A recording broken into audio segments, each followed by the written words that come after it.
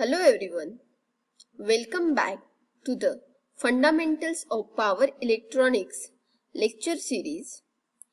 This is our unit number 5 and the topic is Emergency Lighting System and the Temperature Controller using SCR.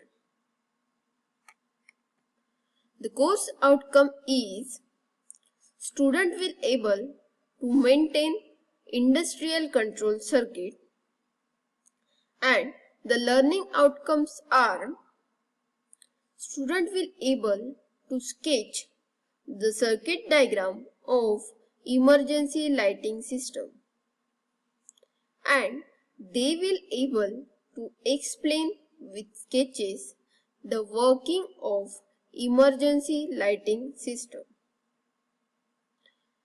Also, sketch the circuit diagram of temperature controller using SCR. Also, explain with sketches the working of temperature controller using SCR.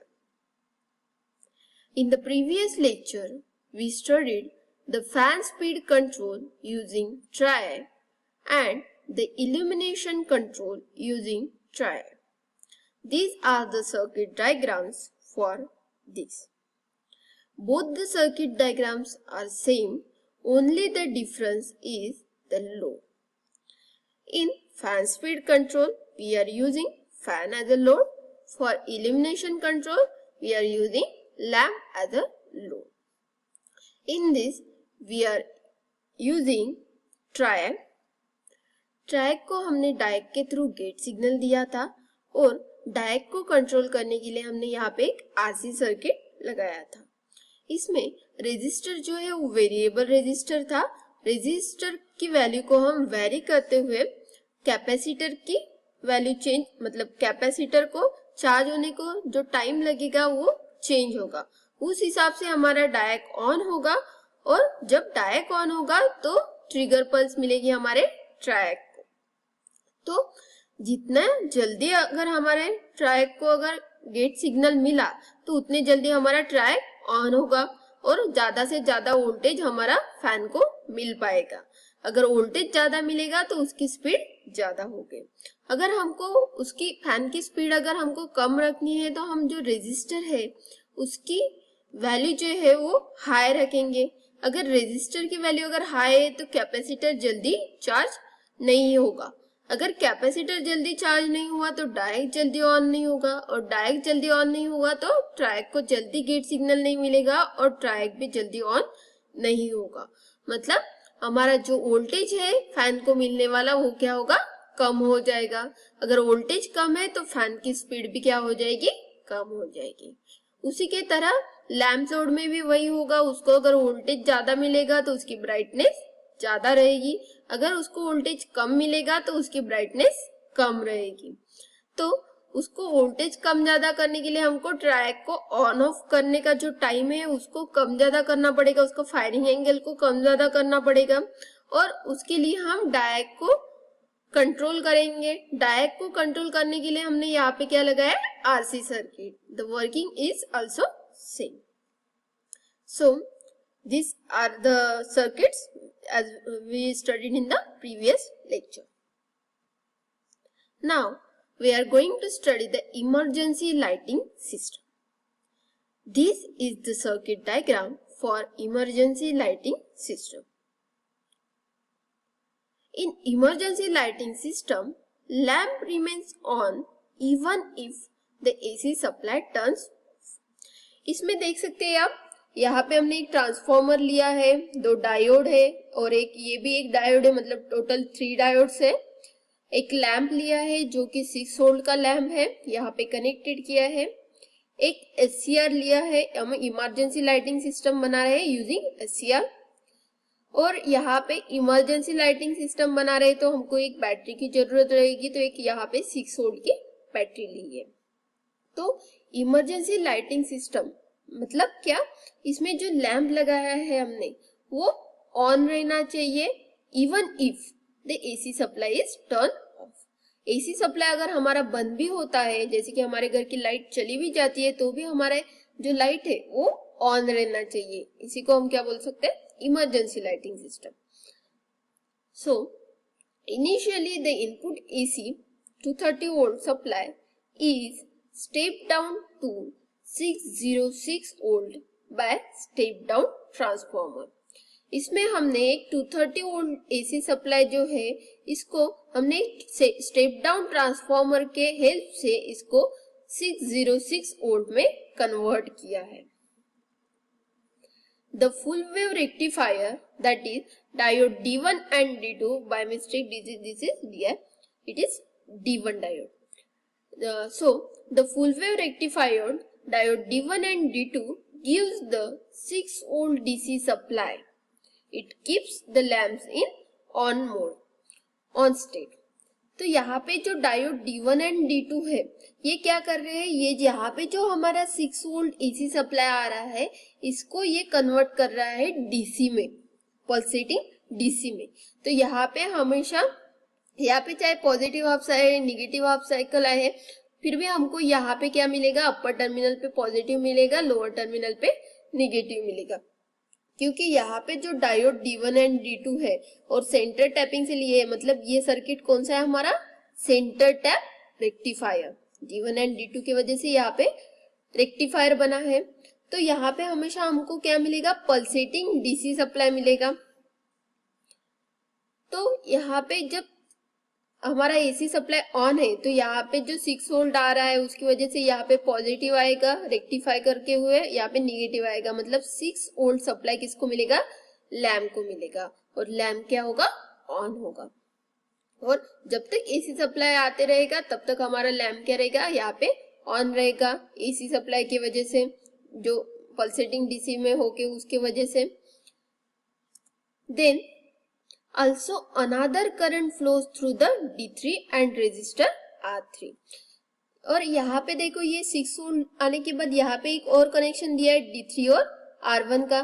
तो इसके वजह से क्या होगा, एक current flow होगा D3 और R1 की वजह से। ये देखो यहाँ से करंट होगा D3 से लेके R1 की वजह से, और ये कहाँ पे फ्लो होगा, बैटरी में होगा। This current charges the battery. उस करंट से हमारी बैटरी क्या होगी, चार्ज होगी। When the AC power supply is off, जब AC पावर सप्लाई ऑफ हो जाएगा SCR कैथोड वोल्टेज डिक्रीजेस। अगर यहाँ पे देखो ये AC सप्लाई अगर ऑफ हो गया तो इसके सेकेंडरी में वोल्टेज नहीं आ रहा है, मतलब यहाँ पे देखो SCR के कैथोड को कुछ भी वोल्टेज नहीं आएगा, मतलब SCR का कैथोड का जो वोल्टेज है वो क्या होगा, डिक्रीज हो जाएगा। वोल्टेज नहीं आ रहा मतलब डिक्रीज हो जाएगा। Due to the battery potential and the positive gate pulse, SCR turn on। यहाँ पे जो बैटरी वोल्टेज है देख सकते हैं, अपर टर्मिनल पॉजिटिव हो गया चार्जिंग होने के कारण, तो ये पॉजिटिव किसको कनेक्ट हो जाएगा, SCR के एनोड को। और इसका कैथोड तो लोअर वोल्टेज पे आ गया है, बैटरी की वजह से इसका एनोड हायर पोटेंशियल पे आ गया, मतलब अल्टीमेटली जो SCR-T है वो क्या हो जाएगा, फॉरवर्ड बायस हो जाएगा। सिमिलरली R3 के थ्रू इसको गेट सिग्नल भी मिलना चालू हो जाएगा। तो जैसे ही हमारा AC सप्लाई ऑफ हो गया तो SCR-T फॉरवर्ड बायस होके उसको गेट करंट मिलके SCR-T जो है वो ऑन हो जाएगा। और SCR-T अगर ऑन हो गया तो ये बैटरी का पोटेंशियल देखो, battery is connected across a lamp load. ये बैटरी किसके अक्रॉस कनेक्ट हो जाएगी, लैंप के अक्रॉस, क्योंकि SCR ऑन हो गया है तो इसके थ्रू कनेक्शन कंप्लीट हो जाएगा। When this battery potential is applied across the lamp, then the lamp will get, जिसे बैटरी लैंप के अक्रॉस कनेक्ट हो गई तो हमारा लैंप क्या हो जाएगा, ऑन हो जाएगा। Next is the temperature controller. Temperature controller using SCR. This is the circuit diagram for temperature controller using SCR. Temperature controller using SCR has mercury thermostat.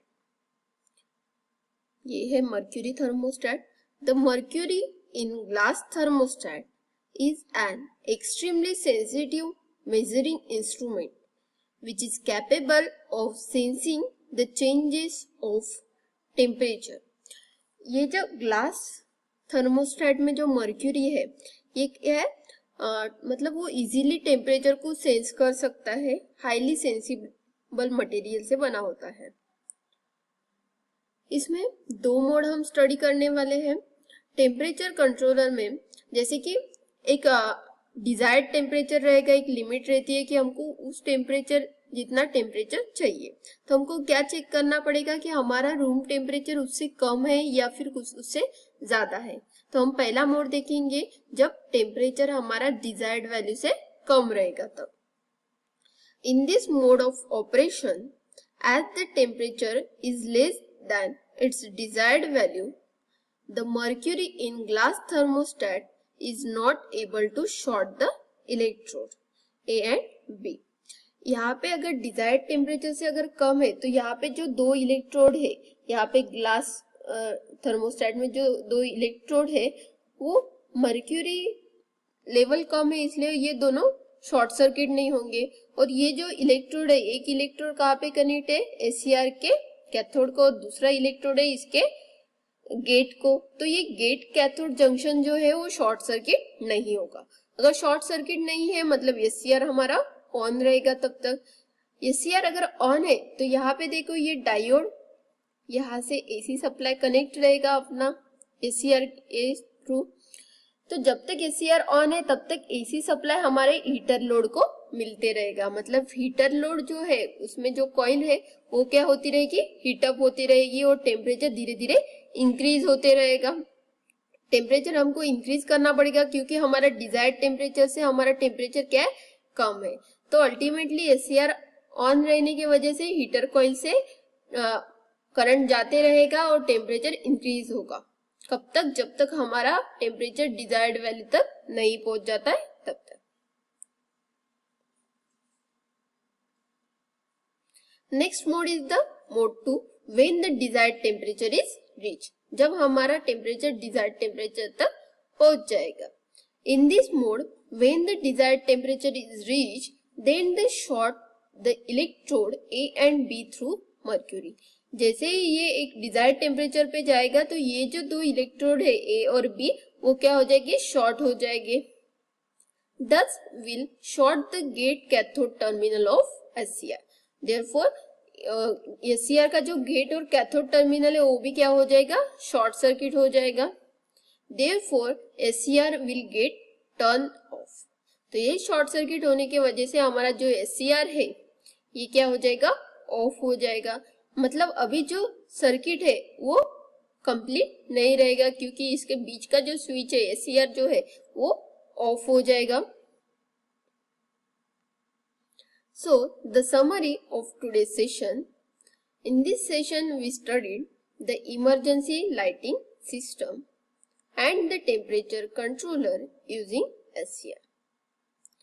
Assignment: explain with sketches the emergency lighting system and the temperature controller using SCR. POs satisfied are these. Thank you for watching this video and keep learning. In the next lecture, we will going to learn about DC static circuit breaker.